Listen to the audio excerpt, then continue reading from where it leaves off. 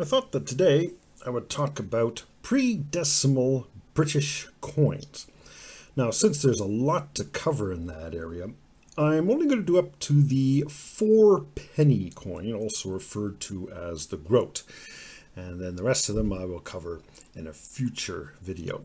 Now, in 1971, Britain became one of the very last countries to switch to a decimal currency system.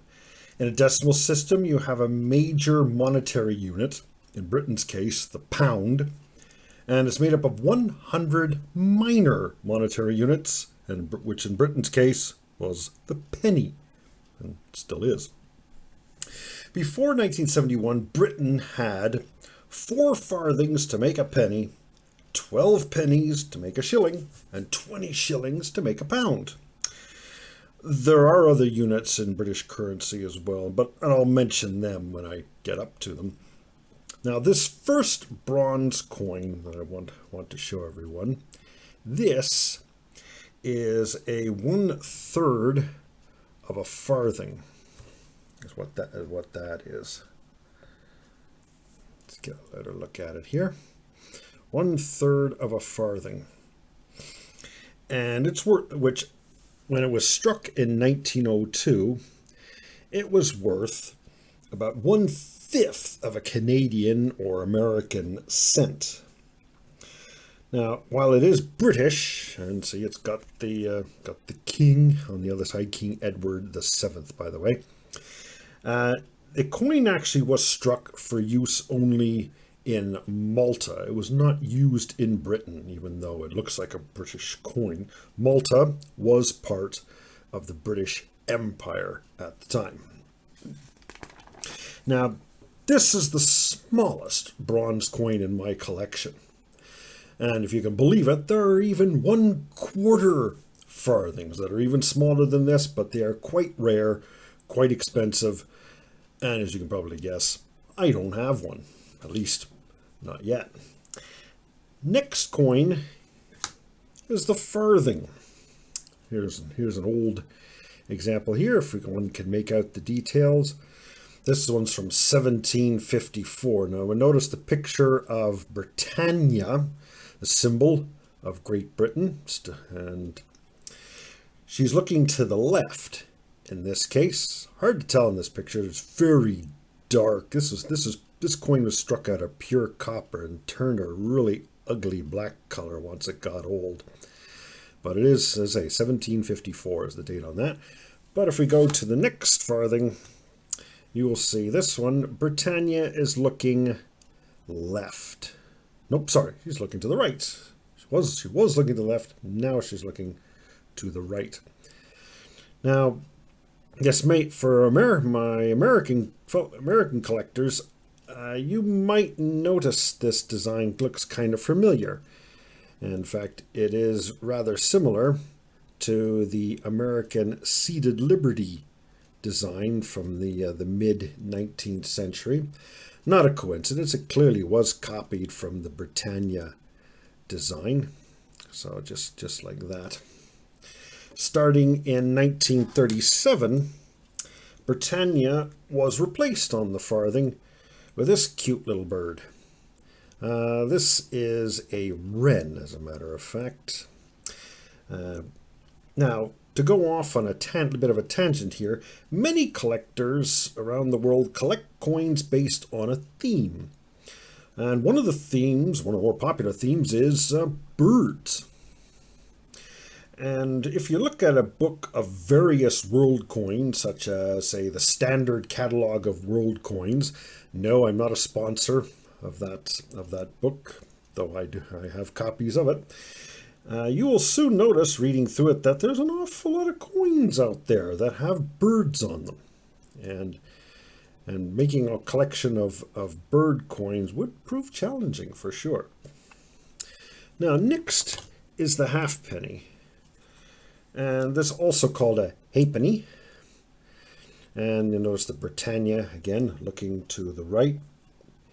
And it also, of course, had Britannia on it until 1937, when Britannia was replaced with a ship. I believe this ship is the Cutty Sark, if I'm not mistaken. And ships, by the way, are another popular theme on coins. So that one is after 1937. Then we go on to the pennies. Now the pennies, this is a penny from 1806, and it's a big, thick copper coin. And the funny thing is that they were struck in 1797 as silver became rather impractical to use as pennies any longer. And this one here, by the way, even though it's quite old, 1806, it's worth just under $5 American. Now, I mentioned the silver pennies at this point became impractical. Let me show you how impractical a silver penny can be. Here's one. There's a silver penny.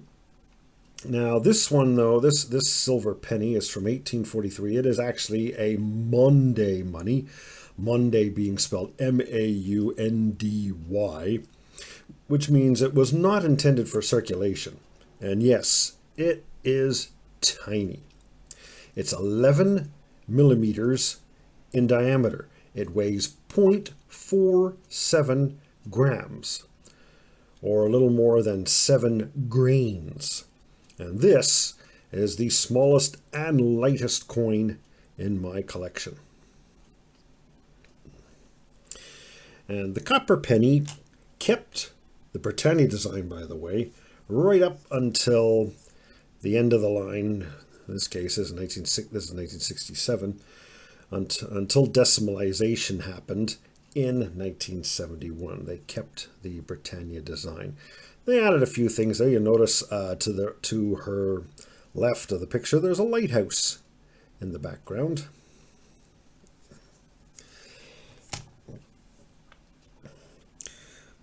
Now, the British struck a 1.5 penny coin in the 19th century, but like the 1/3 farthing I showed earlier, it was not used in Britain, but was intended to be used, in fact, in Ceylon, which is now called Sri Lanka, and was also used in Jamaica. It was never very popular in Great Britain, again, probably because of its rather tiny size. When Britain started striking the copper penny in 1797, a decision was made also to make a 2-penny copper coin. That's this. It fills the whole, as you see, it's big. It fills up the whole screen. There it is, a 2-penny copper coin. And this was to replace the silver 2-penny. But I don't have any silver 2-pennies, but as I say, I do have this big boy here. It is 41 millimeters across.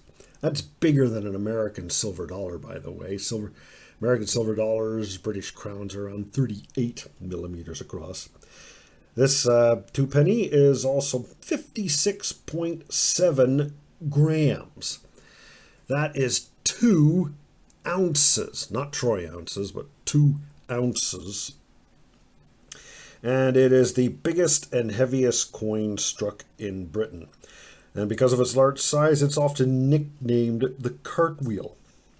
And it was never very popular for obvious reasons. In this case, the silver pennies are too small and the copper 2-pennies were too big.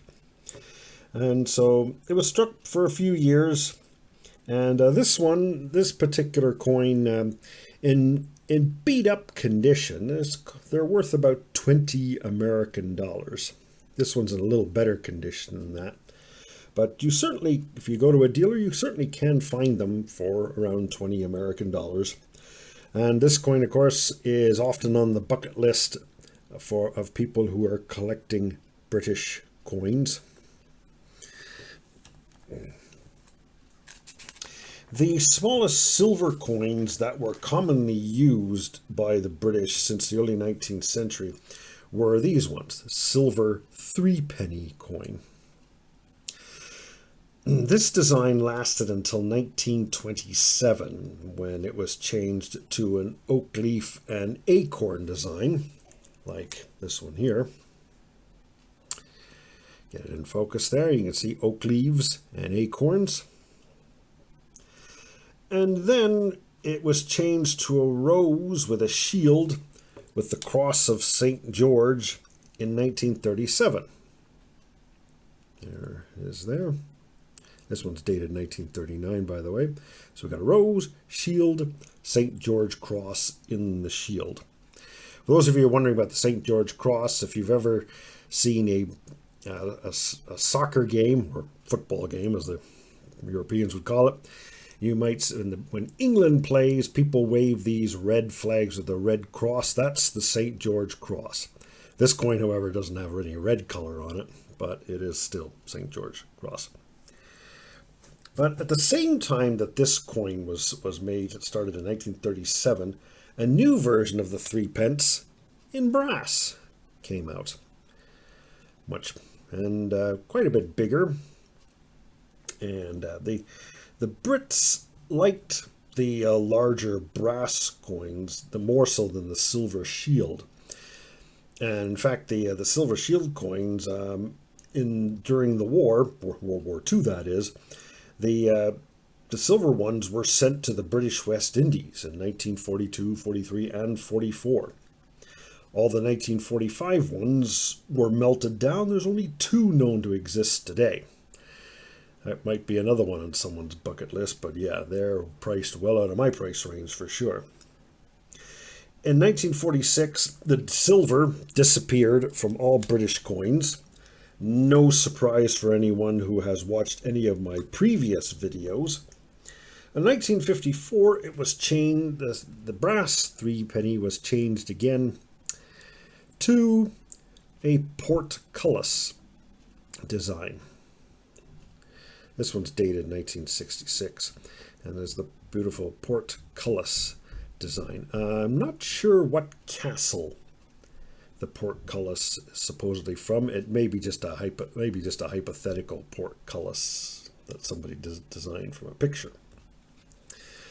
Last one we have is a 4 pence right there.